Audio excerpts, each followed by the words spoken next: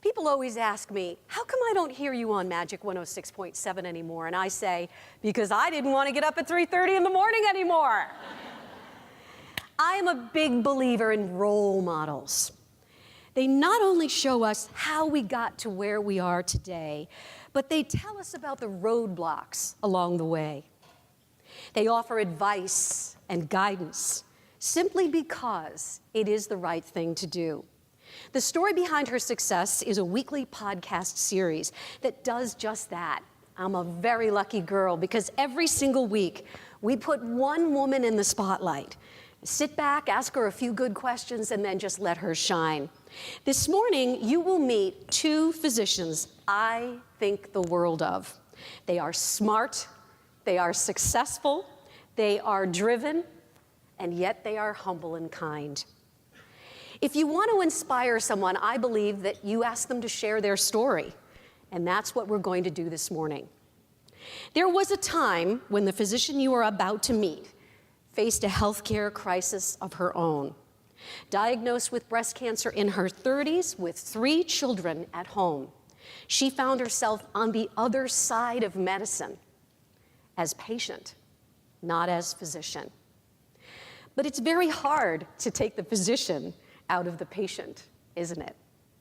Her story from surgery through radiation, chemo, and recovery is not unlike any other woman's brave battle with breast cancer, except for one thing.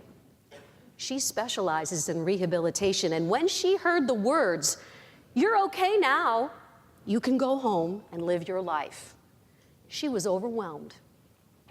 Exhausted and depleted from fighting breast cancer, she recognized that she needed to use her knowledge as a respected authority in the field of physical medicine and rehabilitation to blaze a trail that would improve care and outcomes for people recovering from cancers.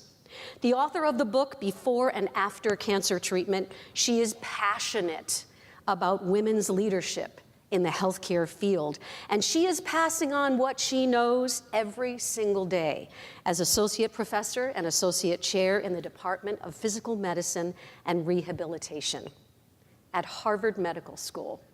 And this new chapter in her life has to do with bringing women together in this field of healthcare under a strong leadership philosophy based on being ethical. Please join me in welcoming our first guest to our intimate stage, Dr. Julie Silver.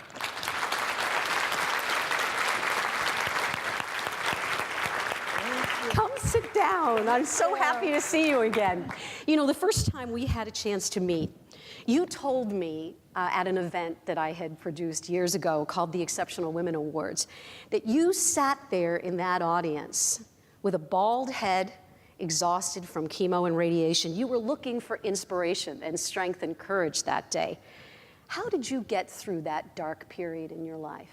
Take us back to that. Well, I was diagnosed with cancer in my 30s, and it was a 2-year delay in my diagnosis. And I don't think anyone did anything wrong per se, but I knew something was wrong before the imaging tests and so on showed them. And so I underwent 3 different workups. And by the time I was finally diagnosed, I obviously was not at the earliest possible stage, which of course I would have preferred to be with 3 little kids at home. How old were the kids then? Oh, one was in diapers. You know, they were in little people, very little people. And it was high maintenance, very little people, right? Exactly. And that's its own experience, trying to change diapers while going through chemotherapy and doing all of that. Because their lives keep going on, and Absolutely. They don't understand that mommy's sick. Exactly. And I remember after that, when you interviewed me, Candy, you asked me this question. You said, you know, what was your darkest time, or what was your darkest hour? And I said, where do I start? There were so many dark hours and dark times. It was such a, you know, so much darkness. And so, you know, it really brings us back to that point of how do you pull yourself out of that when you're done with treatment and the doctor tells you, you know, congratulations, you graduated, you finished. And yet, as I said in my introduction for the crowd, there was no after breast cancer treatment and recovery plan. So you created one. Please talk about that.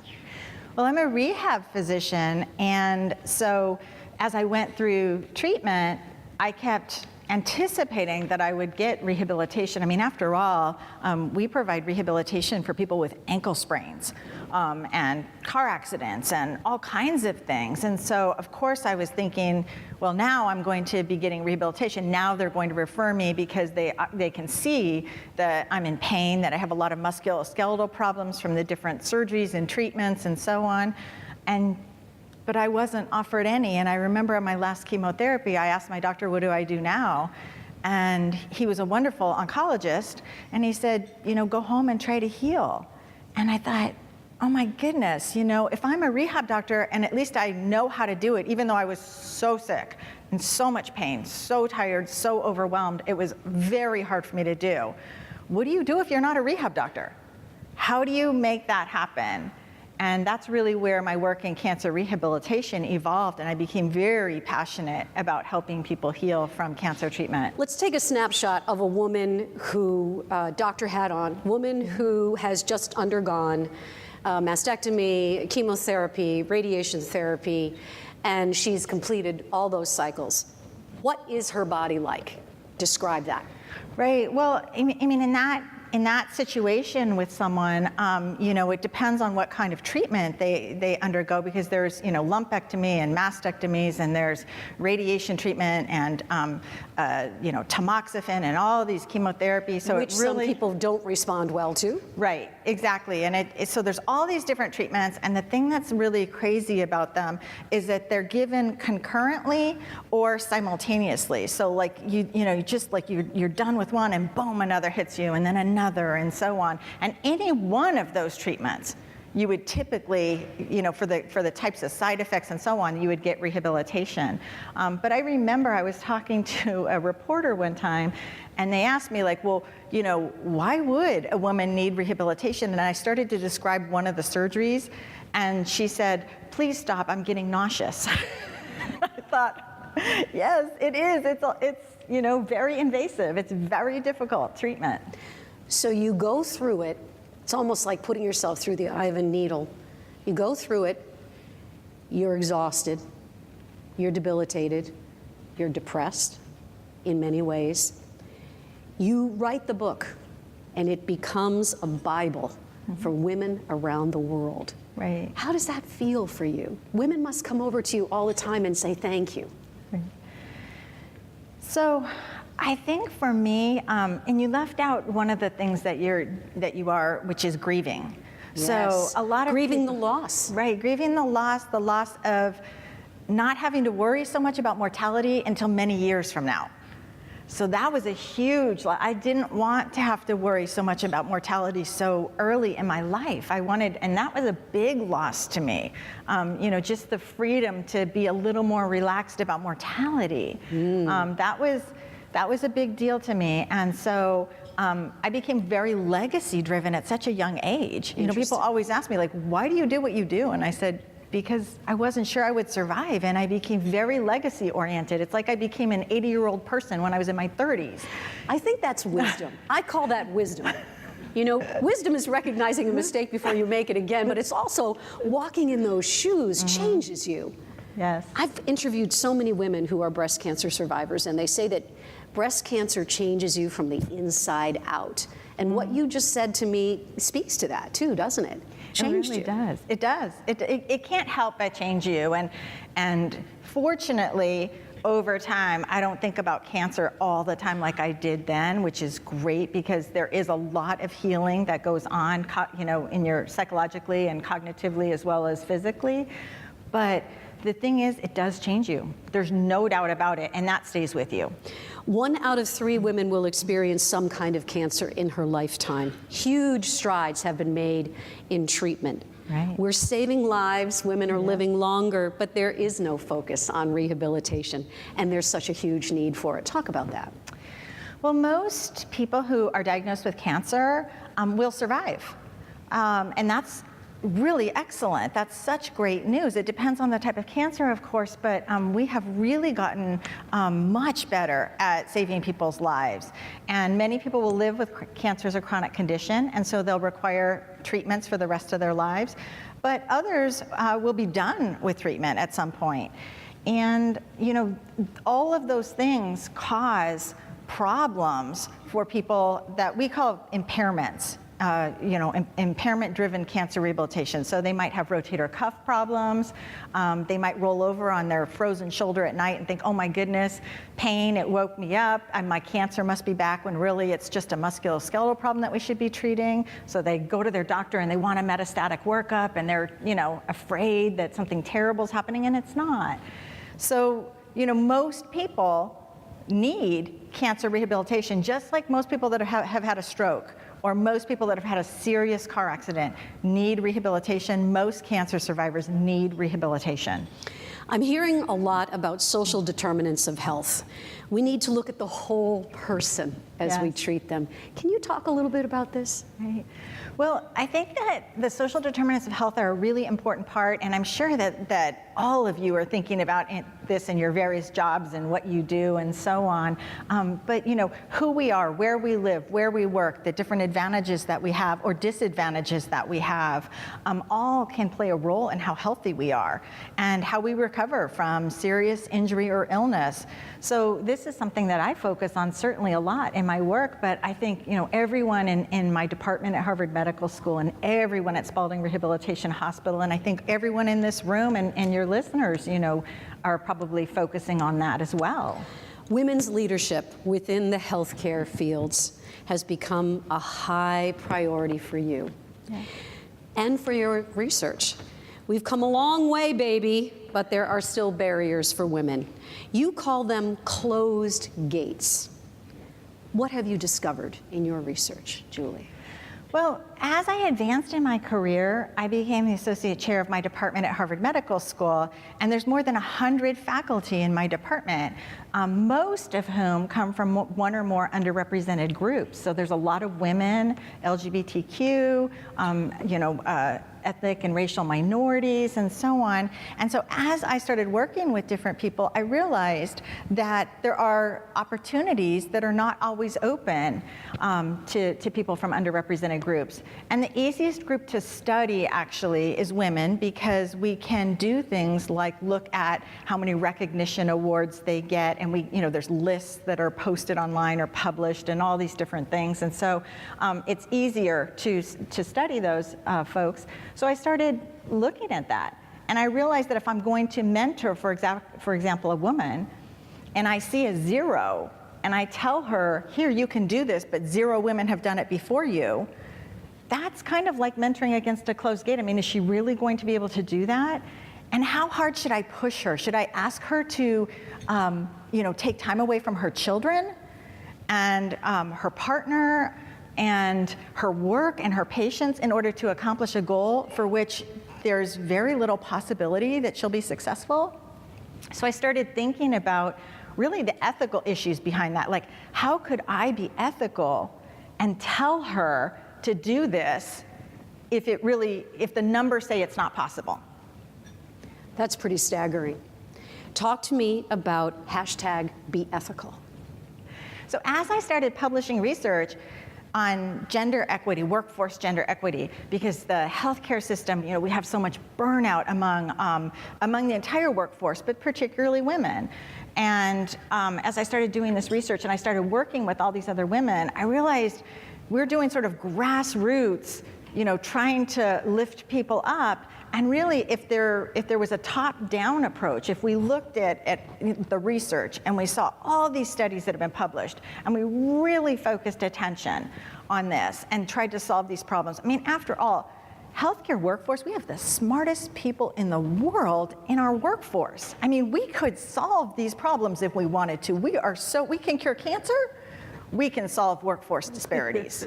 I mean, really, we can. So that's really where the idea of the Be Ethical campaign came in, and it's affiliated with the Harvard Women's Leadership course that I direct. And we just, pulled together the research and said, look at all this research And we want you to really be ethical leaders. And here's a 6-step strategy that's scientific to look at them. And here's these metrics. So use data analytics and get it done. So if people in this audience want to find out more about that, how can they? We put the white paper that we created on the sheleadshealthcare.com website. Sheleadshealthcare.com. Sheleadshealthcare.com, and we just want people to disseminate it and tell leaders and step up and look in the mirror and say, here is a strategy and here's the metrics, and we can get this done. We can cure cancer and we can solve workforce healthcare disparities, and those will help solve patient disparities. I want to talk about a happy subject for one quick second, not that that's not inspiring, but I want to talk about your children. Yeah. Can you give us an update on how they're doing? My kids, my kids have grown up. My son is in medical school at Vanderbilt University, and he is getting an MD, PhD, so he will be a physician scientist, and I'm really proud of him. He's starting his clinical rotations, which is so exciting. My daughter, my middle child, she just started an integrative neuroscience PhD program at the University of Chicago, so she is doing fantastic work. And my baby, who was in diapers at the time, just started as a freshman at George Washington University, and she is wanting to be a journalist.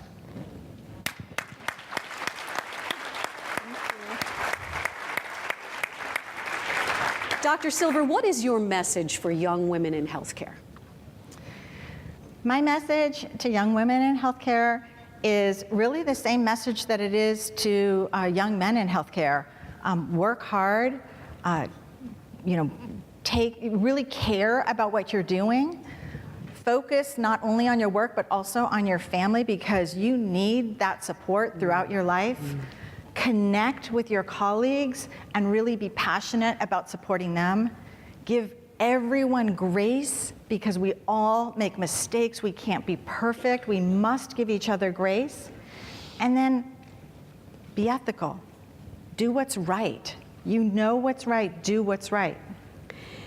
You faced a terrible diagnosis and you lived to tell about it. And I'm so glad you're here, you're healthy and strong. But when you think about it, that breast cancer diagnosis changed the trajectory of your career. So I'm going to guess that there have been many lessons for you along the way, maybe some hard lessons. Can you share one or two?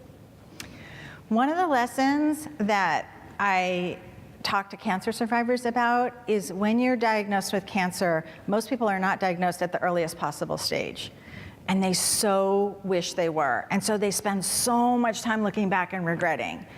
And instead of looking forward and saying, wow, look at all those cancer survivors that were not caught, the cancer was not caught at the earliest possible stage, and look at how well they're doing, look at they're leading productive lives and so on. So I stopped answering the question about stage. If anybody asks me about stage, I will not tell them what stage I was. And that has been like really liberating, because when you're not caught at the earliest possible stage and somebody asks you what stage you were when you were diagnosed, all you do, your heart just sinks. Yeah. And so that's been a really positive lesson for me. Success means different things to people at different times in their lives. As you sit here today in front of this audience, and thank you so much for sharing this story, what does success mean to you right now? Well, I know what I get excited about. So I've published a lot of books. And when I publish a book, I'm happy, and that's great, and it's hard work. And when I help someone else publish a book, I'm ecstatic. I'm so psyched. And I just realized I love pouring my energy into other people. I just do. And so I'm really passionate about lifting people up. That is super meaningful to me, and that's what I'll continue to do. That's wonderful. Thank you. Okay. What a story. Last question. When an obstacle is in your path, Julie Silver, how do you get around it? Well, I often talk to people and say the only no that I will ever take is you're going to get fired if you do this, Julie Silver, so you better not do it. And I have never heard that. And so there's a lot of ways that no's come. And there's 3 options. You can lean in, but if you lean in too much, you kind of get beat up a lot. And so I don't always lean in because that's a pretty rough place to be. Sometimes you can lean around and up. And I've done that a lot with my research, where I've hit a barrier and I said, I'm going to study that and put it in a medical journal, and I'll show you that you need to change, so I'll lean around and up. And then sometimes you need to just sit tight and chill out. Even when you know something's wrong, you just got to sit tight and chill out, because you can't fight everything all at once. Does anyone have a question for Dr. Silver? We have a couple of minutes for audience questions. Anybody? We've got some runners back here. I have someone right in the middle here. Please stand up so they can see you. Here's someone coming on your left and on your right. Here we go. Hi, my name's Gloria Platel. I have a quick question for you about your book. Could you just talk a little bit about what you talk about in terms of the rehabilitation part? Sure, the rehabilitation. So it's interesting because the book, that's the second edition. The initial edition was After Cancer Treatment, Heal Faster, Better, Stronger. And I have gotten really involved in prehabilitation.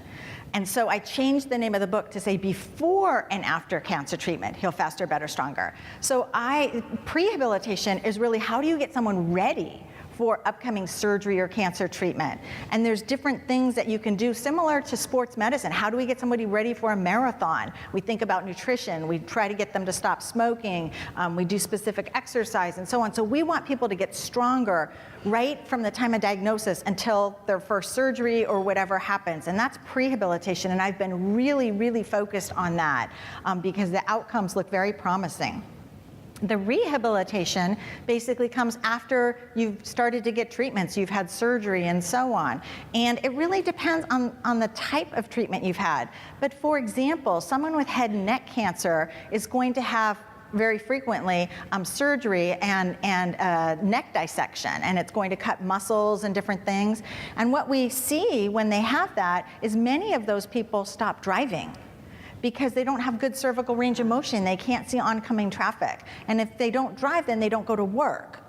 And so that changes the whole family dynamics. That changes the income they have, the productivity, their mood, all these things. And we're talking about just increasing cervical range of motion. This is a pretty basic rehabilitation concept, and we could fix that problem. So it depends on the diagnosis. There's a lot of different types of things, but those impairments, we can treat many of them. Excellent. Great question. Thank you. We have time for one more question. Anybody? Anyone? Right over here. Excuse me. Hi, Dr. Silver. I'm Corona. I'm from Partners, and it's nice to see you again. I saw you speak at our Women's ERG opening. So I'm just sitting here thinking about the fact that out there in the world, Dr. Christine Blasey Ford is starting to testify. And so we are living and working in an environment where people around us are not always ethical, right? And I think women experience different types of challenges around that. And you spoke about being ethical. I'm just curious about what the source of your resilience is when you're working really hard to be ethical and those around you might not be quite in the same place. Thank you. Great. So I think one of the things to really think about in medicine, and I'm not going to speak for the rest of the world, but in medicine, the vast majority of people in medicine, including the vast majority of men, are ethical people. They're good people. They want to do the right thing. There are a few people who are not, and they do stand out, and we definitely have to address that. But the vast majority of people want to be ethical. And that's really what the Be Ethical campaign is about, is putting the science and really having them look in the mirror and saying, do you see this? How can we have more than a third of women in medicine saying that they've been sexually harassed? That's not okay. Let's all step up and be ethical. We need to call out issues and step up and really be ethical. And that means everyone. So I think medicine is poised to lead the way in being ethical, in addressing disparities, workforce disparities. I really think we're absolutely poised to lead the way. And that's because we have so many wonderful people across the gender spectrum. And if we all just say, we deserve better, and our colleagues deserve better, and let's get this done. I think we can do it. Let's hear it for Dr. Julie Silver. Thank you for sharing your story today. Thank you so much.